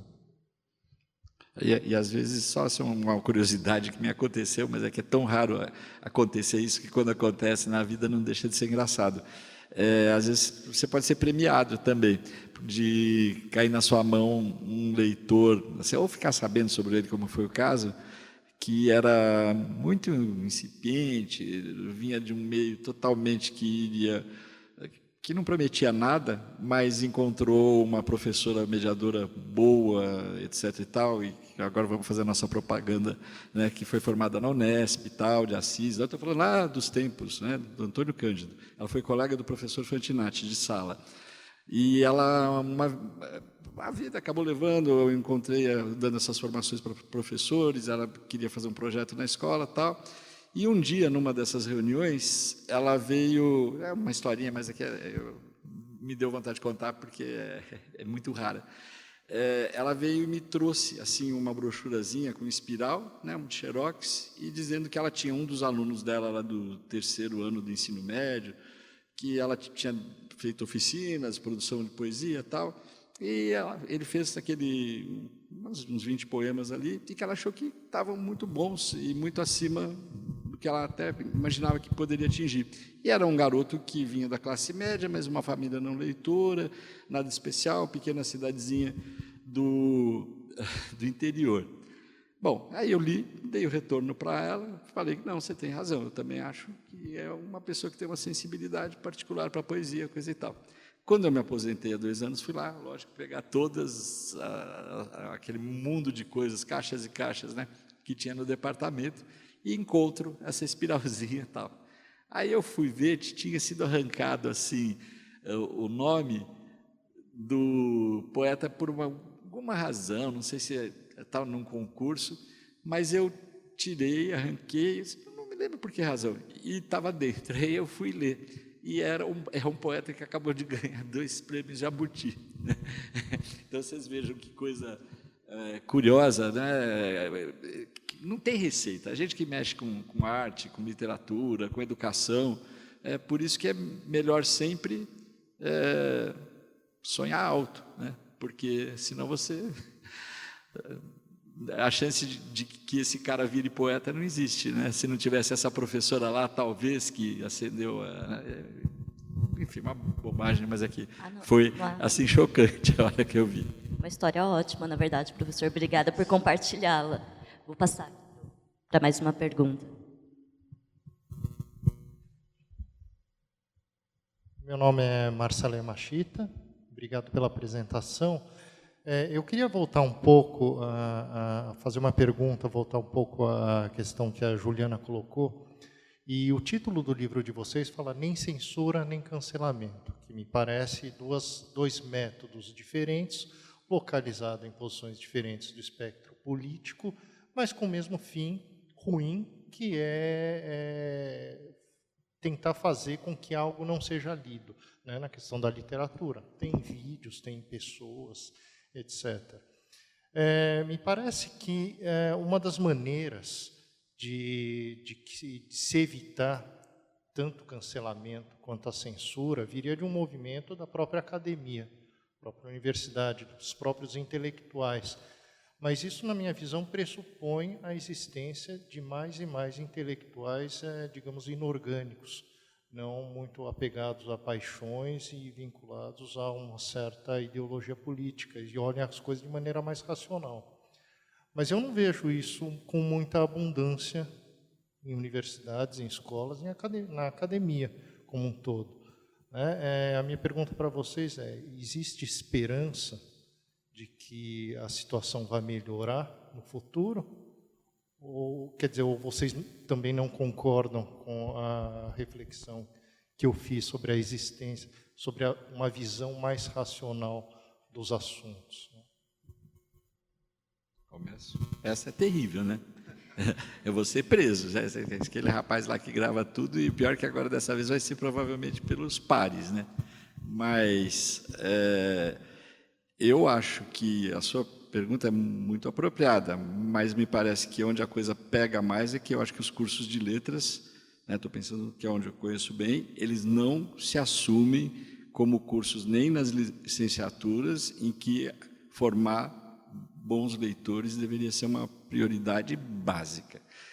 A gente faz as coisas, lógico que vão se formando, né, apesar de tudo e todos vão se formando, alguns muito bons leitores, etc. e tal, porque são apresentados a eles os grandes autores, obras, mesmo quem veio de meio letrado. Mas a gente, por exemplo, na universidade que o Tiago conheceu, eram 120 por ano, e em letras hoje são 130. Há uma pulverização de saberes maluca, que acho que é própria dos nossos tempos. Então, na minha visão, né, posso estar totalmente equivocado até, mas eu acho que falta assim, definir alguns objetivos que todos tinham que abraçar, né, da mesma maneira, porque estão na essência. Né, a gente continua formando muitos alunos de letras, mas muitos que não gostam de ler. Então, só isso, para mim, já é um atestado de que o curso de letras não cumpriu o seu papel. Mas mais triste é pensar que ele nem tentou, né? Ele nem criou assim instâncias, projetos, viabilizou na grade, enfim, todas as instâncias, desde as práticas, as mais teóricas, as legais, quer dizer, não há uma mobilização assim, em que as duas atividades mais elementares de um curso de letras, que é escrever e ler, mas entendido assim com um E e um L maiúsculo, não são levadas. Então, quer dizer, cada um fica naquele seu mundinho de um autor, de uma preferência, de uma questão linguística, de não sei o quê, mas não tem uma orquestração que, né, vá convergir para isso que você fala, mas que é fundamental. Agora, imaginemos nós, se isso está acontecendo nas boas universidades públicas, isso acontece, já era apontado pelos meus professores, assim, que também, que ainda que com outras palavras, mas na essência era isso, o professor Fantinatti, a Maria Alice de Oliveira Faria, que faleceu, que eram grandes leitores, né? E parece que não é aquele cara que lê só o que precisa ler para, né, fazer a tese, fazer a outra tese, subir na carreira, etc. Leitor, lia tudo, do Tio Patinhas a Kant, lia tudo, só aqueles leitores ávidos e tal.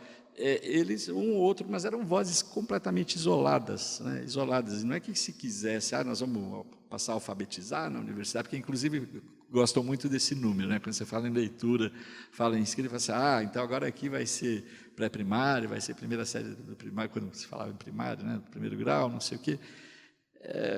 Mas é um impasse, né? Quer dizer, eu sinto assim um fragmentarismo quando a gente vê o curso de letras, o que ele faz, o que aqueles alunos estudam. Antes lá nós tínhamos algumas coisas que, alguém diria, isso é de uma inutilidade absurda hoje, tem coisas mais prementes e tal, mas você tinha eixos assim na linguística e na literatura, para o bem e para o mal, né, que talvez te deixasse um pouco alienado das questões mais práticas, prementes do dia a dia, mas você tinha uma formação que era muito vertical, naqueles dois eixos, que eram bem delineados, e aquilo te permitia, depois, com as próprias pernas, você ir para o lado que você quisesse. Né? Lógico que indo mais para um ou para o outro, mas hoje a gente caiu num outro modelo que acho que tem a ver com tudo isso que a gente está falando, inclusive, que assim parece que tem uma pulverização de saberes que são muito específicos, mas eu não vejo chegando para o aluno assim uma capacidade de dar uma certa unidade àquilo lá e que vai convergir sobretudo para essas duas questões que você está falando, no fundo, particularmente é da leitura, né? Não sei se o que eu estou falando aqui vocês estão vindo com umas questões assim muito boas. Verdade. Eu vou pegar outro aspecto, né, que eu acho que complementa esse. Eu percebo que os alunos, quando eles amadurecem um pouco mais no curso, mas também percebo uma ausência de debates mais qualificados na universidade. Claro que eu estou pensando em universidades muito interioranas, embora cheguem ecos da USP, da Unicamp, da Unesp, que me entristeçam muito, né? Mas a ausência de debate qualificado me parece que vem acompanhado da lacração, que é um termo, né, que a moçada usa. Então, do mesmo modo que nós temos os lacradores de opiniões na internet, isso é muito forte nas bolhas, né, nas redes, o veredito é dado em 5 minutos. Né? Lê um livro literário, presta, não presta, joga um livro, não joga, que é a lacração, e parece que é a irmãzinha do cancelamento. Né? Eles vêm em dupla. Né? Para cancelar é necessário lacrar, ou seja, calar a boca do outro e dizer, ó, a sua opinião não vale, isso aqui é verdade. Fica a impressão para mim que um problema é a gente aceitar no ensino superior, numa universidade, que os debates vão para a lacração. A gente vai cedendo de algum modo, em vez de ter um debate que, ao final, fique em aberto, fique em indagação, a reflexão e o convite a pensar naquilo, nós temos um veredito para dar. Mais de uma vez, nesses últimos tempos, pelo menos a minha instituição, recebemos professores de outras instituições, e o final das palestras tem sido bastante desconfortáveis nesse sentido. Que em vez de convidar a leitura, vamos ler, vamos discutir, não. Então, eu estou dizendo que se você ler desse modo, está errado. Se você fizer isso, está errado. E acho que isso é um problema. Um problema muito espinhoso. Nós vamos ser inchados aqui. E no caso do Lobato, né? Não, no caso do Lobato, por exemplo, isso é meio impossível, assim. A gente que, né, dedica uma vida a ler, porque, né, quem mexe com literatura, se não leu direito o Lobato e não entendeu, é melhor que, né, saia da profissão.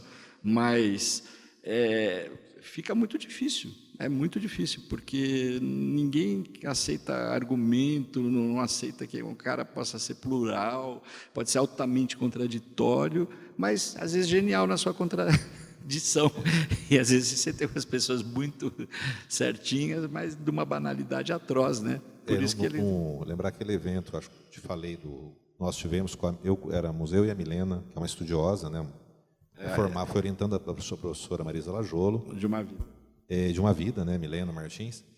E durante o evento, eu fui abordado, era um evento online. Mais de uma vez, eram alunos de graduação, de Curitiba e São Paulo, diziam assim, então o senhor é contra o Lobato? Não. Não, mas o senhor é a favor do Lobato? Então o senhor concorda com o racismo? Não era essa, né? Toda a nossa fala de mais de uma hora era para convidar a ler o Lobato, e sim, a pensar, se posicionar, que fosse, mas eles queriam, né? E não foi um aluno, havia mais alunos que se sentiam como se a necessidade de lacrar ao final, né? Sim, Lobato é racista. Não, Lobato não é racista. E aí nós terminamos e sentimos, assim, a nossa percepção final foi de um enorme descontentamento. Por que não chegamos ao final e dissemos, aí alguém escreveu, e nós não dissemos a verdade.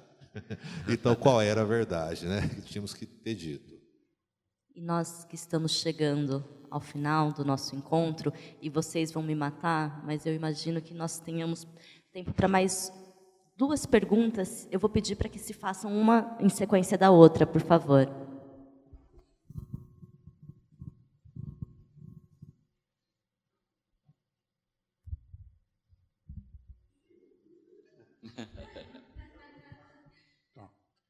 Professor Segantini, José Paes, da Unesp Botucatu. Bom, primeiro parabéns para vocês dois, foi ótimo.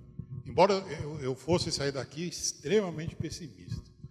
Eu aprendi com você, Segantini, quando a gente conversou no podcast, a questão do mediador, da importância. Né? Eu fico imaginando o que nos espera no futuro. Quando eu vejo, eu não sabia dessa história, eu comprei o livro hoje da Lígia Bojunga, Bolsa Amarela. Esse absurdo, né? Para mim é uma coisa fora do cabo, completamente. Né? Aí você vê essas besteiras que a gente ouve na internet, amplificadas a potência N, enquanto a gente está aqui em 30 pessoas, 20 pessoas. Quer dizer, eu acho que o futuro deve ser muito complicado, né? Mas eu não quero sair pessimista, não, porque você contou uma história que eu acho que precisa ser amplificada. Aquela história tua precisa ser o Jornal da Unesp precisa publicar isso, porque é de uma beleza.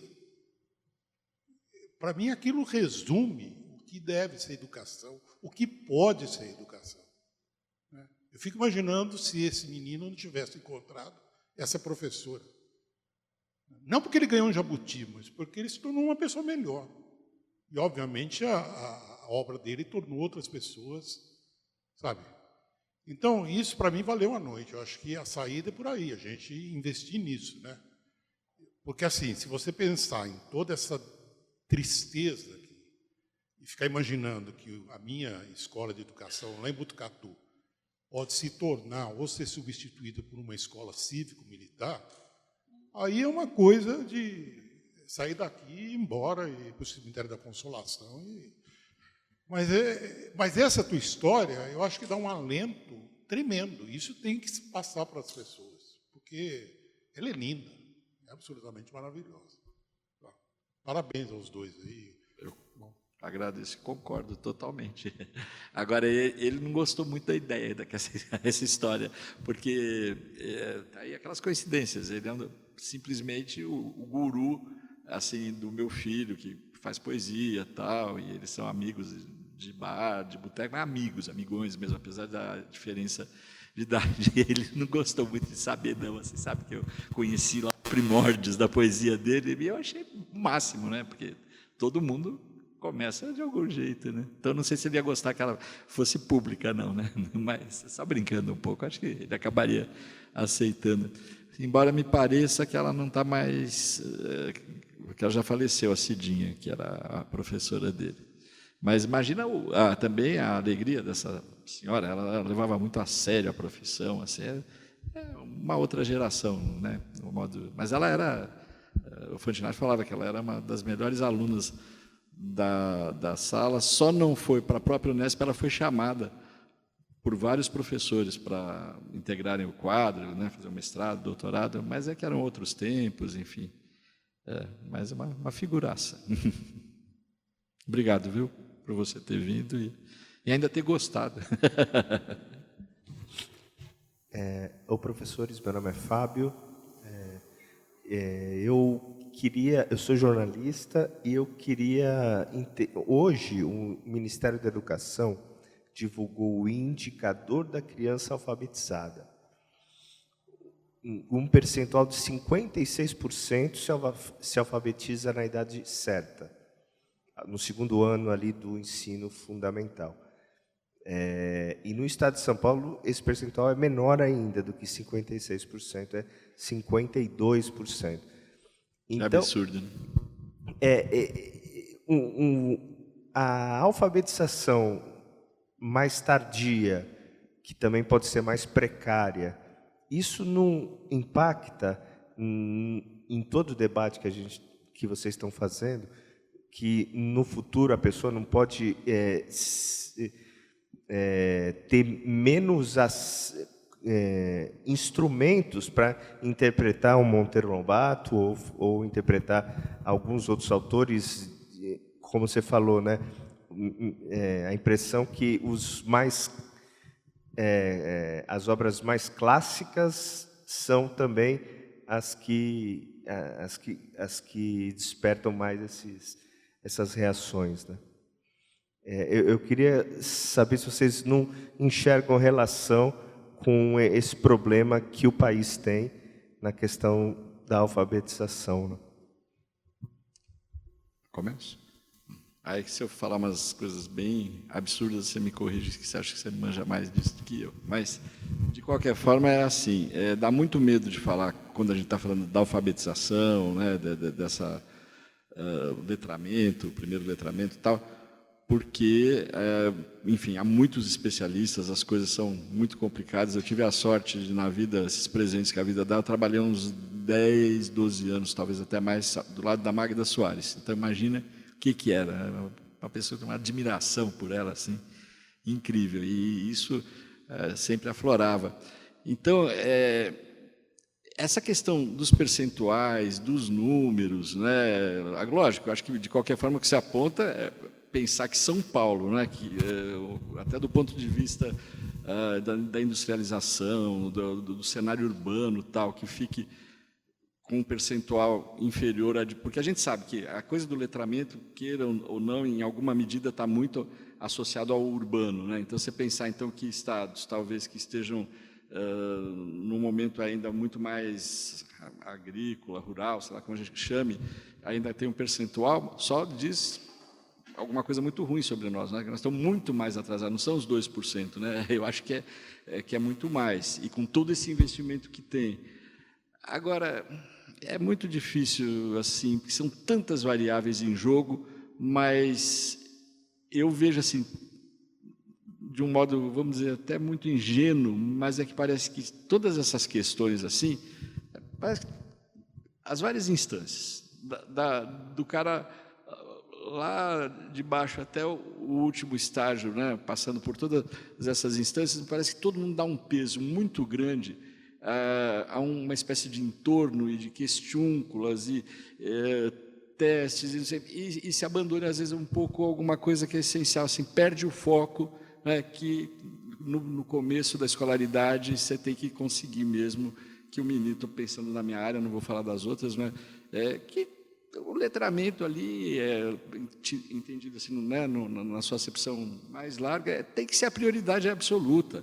Então, o que eu vejo, assim, que sempre me irritou muito, lá antigamente não acho que melhorou, acho que até piorou isso, é que você perde o tempo da escola para um monte de coisas que vai se inventando lá no meio do caminho, em nome de modismos, de teóricos, de políticas, de tudo que a gente puder imaginar, e acaba deixando o cerne, perdendo o foco que devia, naquele momento da criança ali, 5, 6, 7 anos, você tinha que jogar toda a carga para ele realmente dar esse salto. E que é muito chato, porque triste, né, na verdade. Por quê? Porque a gente sabe que isso, às vezes, nas famílias de maior poder econômico e, sobretudo, cultural, onde você tem pais leitores, você tem livros em casa, tem uma série de estímulos, outros, né? Isso vem quase como aprender a falar, andar e tantas outras práticas, né? Então, já chega num ponto lá de desigualdade. E a criança que não teve essa convivência com os livros vai perder um tempo que você não consegue entender para que tanto recorte, para que tanto isso, tanto aquilo.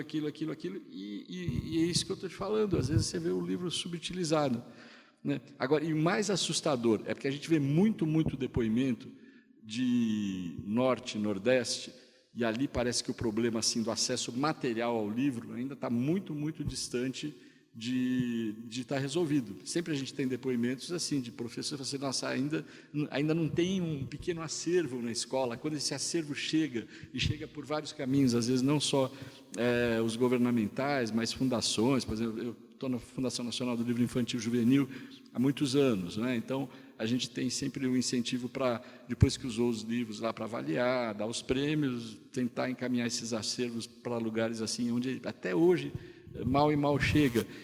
Então, quer dizer, eu acho que se perde muito aí, dando tiro para todo lado, e não se coloca como que pode um estado rico, urbano, como o de São Paulo, com todos esses livros que estão aí, você está deixando em segundo plano. Quer dizer, na minha modesta visão, assim, eu acho que falta uma prioridade. A prioridade ali naquele momento tem que ser, sabe, ensinar a ler com fluência, construindo sentidos, não sei, mas é uma questão muito difícil, eu te confesso que não saberia analisar, porque tem tanta coisa envolvida, né? Mas, de qualquer forma, um sinal de alerta aí, porque não faz sentido. Com o que se tem comprado no estado de São Paulo de livros, isso eu digo porque eu estou envolvido nessas compras há 20, 30 anos. A gente sabe que são toneladas de livros. Não estou nem falando do didático, né? Porque esses, então, vão para a caçamba lá, que depois tem um caminho para ser triturado e o papel aproveitado, não sei o quê, que aí, nossa, é uma loucura. Mas os literários, né, que a gente, vamos dizer assim, se tem um estado rico em livro literário nas escolas, é São Paulo. Quem gosta de ler vai a qualquer escolinha da periferia que entra na biblioteca, você vai achar o que você gosta de lá, você não fica sem ler, não. Você pode até ficar esquecido, trancado lá. Eu já fui trancado numa biblioteca mais de uma vez. Um dia foi no dia da Copa, todo mundo estava tão louco, e era uma escola que era tão roubada, ela tinha, assim, grades mesmo, por toda parte. Quase que eu passo 3 dias lá, esquecido, porque todo mundo foi ver a Copa e eu estava na biblioteca. Mas, então, é isso, Thiago. Eu vou pensar só um aspecto bem pragmático desse universo todo, que eu acho que imediatamente é o maior prejuízo, que tem a ver com a censura. Nós temos uma gama de professores em educação, pegando o nível que você pontuou, Fábio, tá? Do desastre da alfabetização. Nós temos uma gama de professores de educação infantil e uma gama de professores do Fundamental 1. São milhares de professores que passam pelo problema da formação, das carreiras estruturadas, por N questões que afetam esse nível, e estão diretamente ligados ao desempenho dessas crianças.